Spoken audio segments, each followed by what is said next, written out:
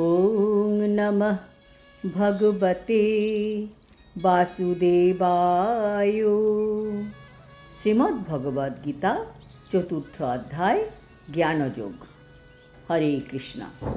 আজ আমরা জ্ঞানযোগের 20 নম্বর শ্লোকটি শুনব।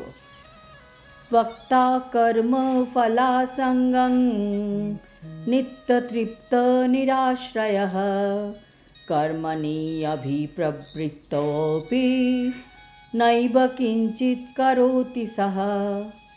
অনুবাদ: কর্মফলের আসক্তি সম্পূর্ণরূপে ত্যাগ করে সর্বদা তৃপ্ত থেকে এবং আশ্রয়ের অপেক্ষা রহিত হয়ে তিনি সব সময় কর্মে যুক্ত হওয়া সত্ত্বেও কর্মফলের আশায় কোনো কিছুই করেন না।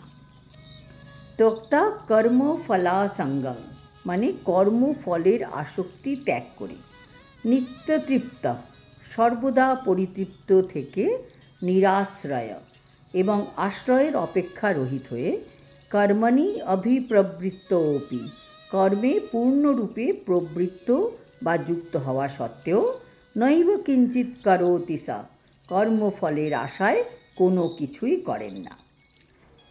তাৎপর্য: কর্মবন্ধন থেকে কিভাবে মুক্তি লাভ করা যাবে? যে ব্যক্তি কৃষ্ণ ভাবনায় ভাবিত হয়ে শ্রীকৃষ্ণের সন্তোষ বিধানের জন্য বা শ্রীকৃষ্ণকে খুশি করার জন্য সব রকম কর্ম করেন, তিনি কর্মবন্ধন থেকে মুক্তি লাভ করতে পারেন। যে ভক্ত কৃষ্ণ ভাবনার অমৃত লাভ করতে পেরেছেন, তিনি বিশুদ্ধ ভগবৎ প্রেমের দ্বারা উদ্বুদ্ধ হয়ে কর্ম করেন। তাই তার কোনো রকম কর্মফলের প্রতি আগ্রহও থাকে না।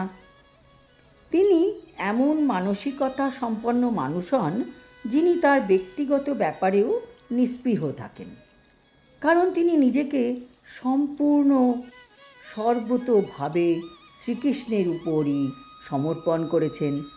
তিনি মনে প্রাণে বিশ্বাস করেন ভগবানই সব কিছু করাচ্ছেন।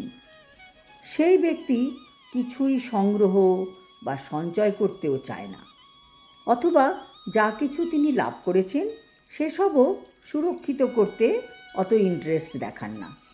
তার যতটা সাধ্য সেই অনুযায়ী তিনি সর্বতোভাবে তার কর্তব্য পালন করেন এবং সব কিছুর জন্যই তিনি শ্রীকৃষ্ণের উপর নির্ভর করেন। এই ধরনের নিরাসক্ত কৃষ্ণভক্ত ভালো ও মন্দ সব রকম কর্মফল থেকে মুক্ত হন, যেন তিনি কোনো কিছুই করছেন না।